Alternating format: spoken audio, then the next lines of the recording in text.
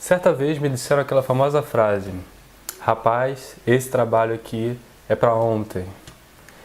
Eu então fiquei pensando, se é para ontem, não precisa ser feito. Não inventaram a máquina do tempo ainda. E lembrei do conceito do carpe diem, essa coisa do aproveite o dia, do é melhor viver 1000 anos a 10 do que 10 anos a 1000. Então, esse esgotamento das forças, essa urgência, essa velocidade que a gente vive na urbanidade é uma violência, na verdade, penso eu, com as individualidades, cada um tem seu tempo, é como se a energia do corpo não se renovasse, que a gente tivesse que acabar tudo de uma vez só. E acredito que não é assim que funciona. A gente tem que fazer as coisas que a gente quer, mas respeitando os nossos limites, né? Então, a partir desse conceito, dessa problemática, eu escrevi esse conto chamado Data de Vencimento versus Prazo de Validade.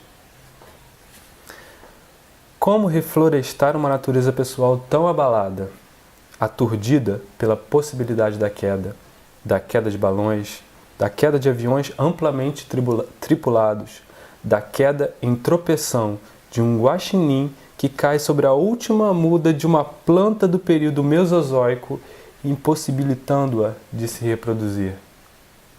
Assim, era Paulo, que vivia eternamente acuado entre os cuidados parcos com a natureza do corpo e a da alma, e a consciência de sua perecividade. Era preciso agir rapidamente. As notícias chegavam num furacão. O mundo precisava de mudanças e ele precisava ser o agente ícone dessas transformações. Mas a verdade é que tudo isso dava uma preguiça danada. E, ainda por cima, era preciso comer, dormir, trabalhar, fazer compras, passear com a namorada, agradar os enteados, ligar para os amigos, levar o cachorro para passear. Afligia-lhe a velocidade do mundo, e os homens tinham passos de formiga. Penteava os cabelos compridos para acarinhar os neurônios melindrosos, e esses, vendo a condescendência com que eram tratados, abusavam dele, dando-lhe aflições terríveis. Era preciso velocidade. Por que será que a Fiona Apple, estou aqui, cadê? Por que será que a Fiona Apple demorou 7 anos para lançar um disco novo? E por que será que mesmo assim ele preferiu ouvir Dorival Caymmi, que demorou 9 anos numa só música? Detestava jornais. Pagava-os emburradamente. Xingava os políticos. Jurava que faria alguma coisa se pudesse. E como um expurgar transitório, dizia para si mesmo que era pequeno demais para lutar com aquilo. Não suportava passar por passeatas, comícios, manifestações na rua. Sempre atrapalhavam todo mundo e nunca chegavam aos ouvidos daqueles que deveriam estar incomodados, pensava ele. Era contra todo tipo de greve, mas estava permanentemente em estado de rebeldia interna. Ainda faltava muitas espécies arbóreas revivificadoras na sua natureza íntima. Ia à praia pelas manhãs e pouco corria. Logo estava cansado, mas gostava de admirar as garotas de 19 anos que não precisavam correr na praia e que corriam mais rápido do que ninguém. Fugia dos meninos de rua, num misto de vergonha e espanto. Uma parte sua queria ajudar, outra imputava o asco. Outra não sabia como lidar com a mistura das duas anteriores.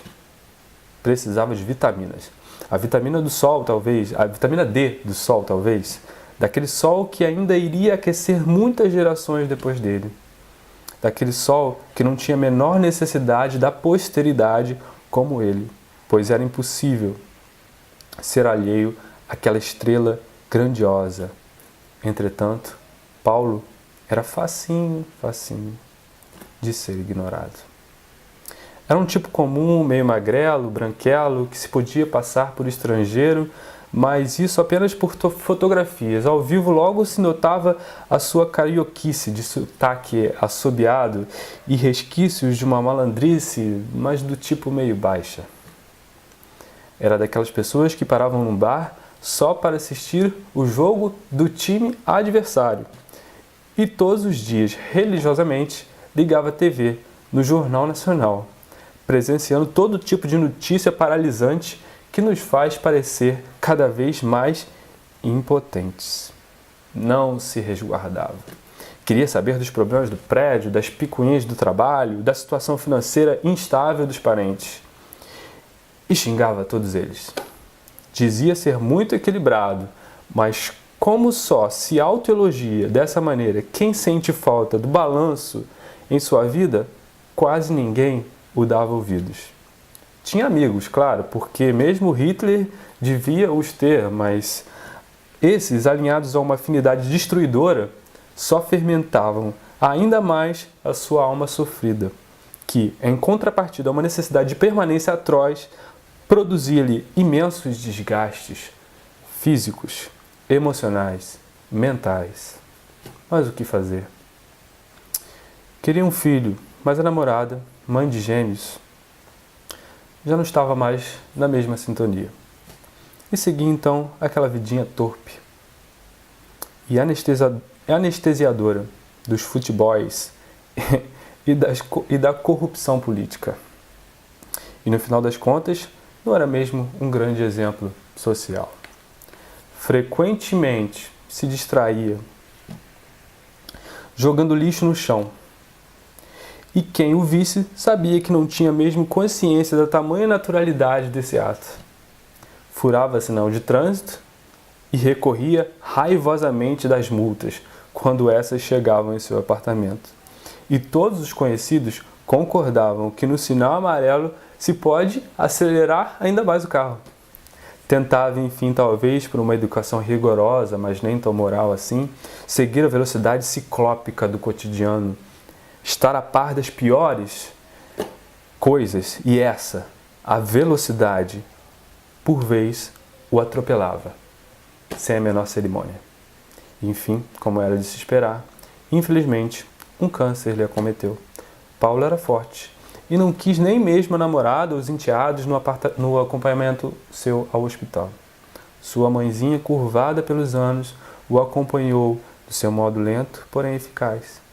Plantava-lhe ainda as mensagens que não tinham solo fértil para serem plantadas.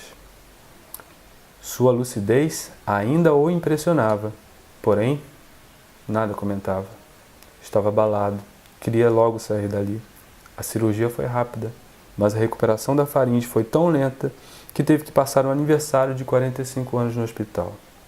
Se sentia, ao contrário de sua mãe, esmagado pelo peso do mundo e sua velocidade inimitável. O desejo de morrer logo lhe penetrou na cama, onde outros cadáveres já haviam sido feitos. Ignorava a serenidade. Ignorava a pequena medida das pernas em relação aos caminhos longínquos do mundo. Repenteava os tais cabelos compridos. Os neurônios doentes não respondiam mais como antes. Não se lembravam mais. Queriam descanso. A doença os deixava mais lentos. Assim, logo Paulo não ligava mais tanto para o jornal ao lado da cama. Não ligava mais para a solidão ecoando no quarto. A recuperação ainda demoraria. Precisava agora reaprender o andar pequeno e a reinterpretar a palavra posteridade, sem rebetar-se todo em rapidez.